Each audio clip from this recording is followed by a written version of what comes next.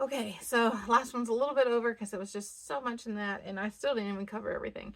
But we'll dive now into Matthew 27 and finish this off in verse 57. As evening approached, there came a rich man from Arimathea named Joseph, who had himself become a disciple of Jesus. Going to Pilate, he asked for Jesus' body, and Pilate ordered that it be given to him. Joseph took the body, wrapped it in a clean linen cloth, and placed it in his own new tomb that he had cut out of the rock. He rolled a big stone in front of the entrance to the tomb and went away. Mary Magdalene and the other Mary were sitting there opposite the tomb.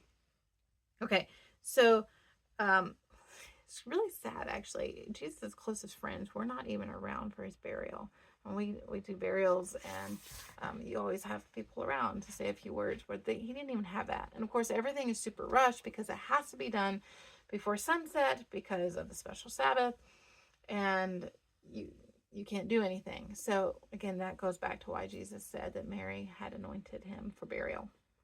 So all these things are having to take place really fast, but all these women are still following. They've been a part of this process, even though they didn't have a funeral or anything like that. They still were following as Joseph was taking care of this, taking care of his body.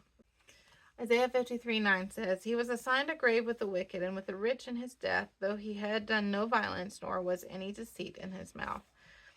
So he had died as one who had been covered with wickedness because all the sins were placed upon him.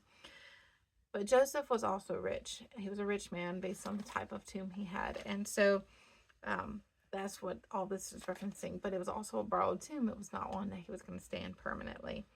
Okay, so the reference I was making yesterday in Deuteronomy 21 about having to be taken down, this is verse 22. If a man guilty of a capital offense is put to death and his body is hung on a tree, you must not leave his body on the tree overnight. Be sure to bury him that same day, because anyone who is hung on a tree is under God's curse. You must not desecrate the land the Lord your God is giving you as an inheritance. So God already put this in motion way before. Everything God ordained. This is in Deuteronomy. These are the first 5 books of the Bible. It says a long time before Jesus' death. And God made sure that every provision was taken care of for things to be fulfilled.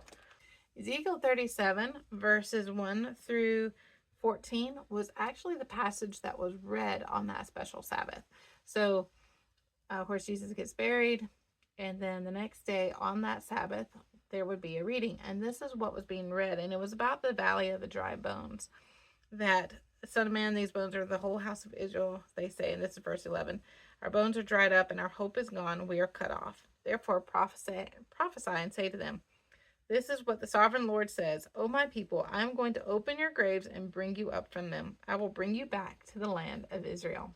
Remember, we just talked about yesterday that the graves were opened up and the righteous were walking around with Jesus, alive and well. Just like these dry bones, they've come back to life.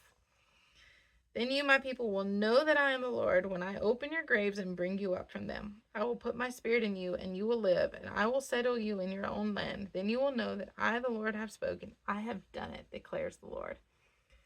So there's no denying this. They were reading this when they were having their graves opened up.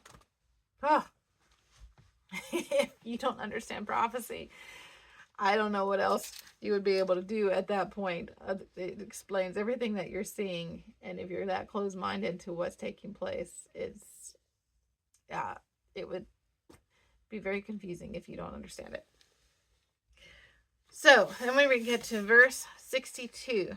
The next day, the one after preparation day, the chief priests and the Pharisees went to Pilate. Sir, they said, we remember that while he was still alive, that deceiver said, After 3 days I will rise again. So give the order for the tomb to be made secure until the 3rd day. Otherwise, his disciples may come and steal the body and tell the people that he has been raised from the dead. This last deception will be worse than the first. Take a guard, Pilate answered. Go make the tomb as secure as you know how. So they went and made the tomb secure by putting a seal on the stone and posting the guard. I find it interesting that Rome and these chief priests and Pharisees had more belief that Jesus would be raised from the dead than the disciples, even though they're trying to say it could be that is a deception. they still remembered that on the third day he said he would rise again. But the disciples don't seem to have this recollection. They certainly don't respond to it very well on the third day as if they believe it. But yet, these are going, okay, he said the third day, we got to think through this. Then, of course, with the way that this was done, my husband and I also discussed this in the Easter one. So the stone was very heavy.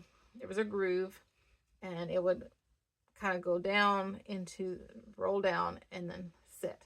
So it was very, very heavy. That's why the women say that we wouldn't be able to roll the stone. We have to have help, because it took oftentimes a donkey to get these stones because they were very heavy. And then on this time, it would have to go uphill. So you would need a lot of people to do this. Top of that, they were sealing the stone so that way it could not be easily broken. And if it was broken, then it would be indicated that it was broken into.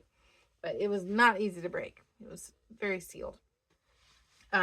Also, this guard that they put these were extremely skilled guard, and they would lay in such a way that it would kind of cross. You had some that were up watching, and then others that would rest, and they would alternate.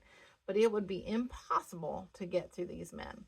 So everything was placed that, even though they thought they were doing it to keep a deception from being even worse, for the disciples to come and take the body, what they were doing was actually making it so clear that what took place with Jesus' resurrection was very much obvious that this was of God.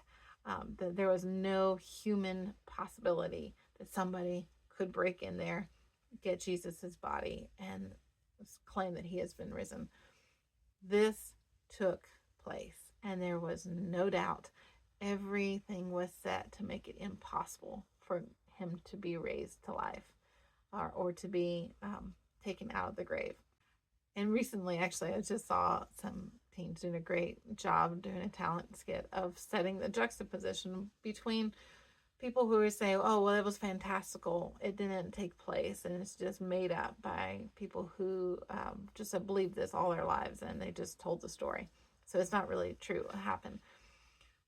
But juxtaposed with what they're saying is, well, it was just somebody that they just took him out of the grave. Well, if they did, then there is just, it is actually more fantastical to believe that, because one, they couldn't get through the soldiers. Two, how are they going to get the stone and break the seal, and all the things involved in getting his body out? But their lives would be so much at stake. They already are living in fear. Jesus finds them hiding, so they're already living in fear. What would make them go and do something like that, knowing that they would just be murdered or killed? And then on top of that, why would their story continue to tell for the rest of eternity? And Jesus, the gospel, is still being told today. If it were not true, it would have died with the disciples at that time when the Roman soldiers went to kill him, the chief priests, and everybody else went to kill them.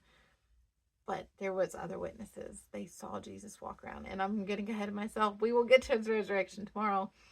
But it is impossible, for the way everything was set at the time of Jesus' death and in the grave, for anybody to take his body. Absolutely impossible. So let's get to his resurrection tomorrow and end this on a happy note.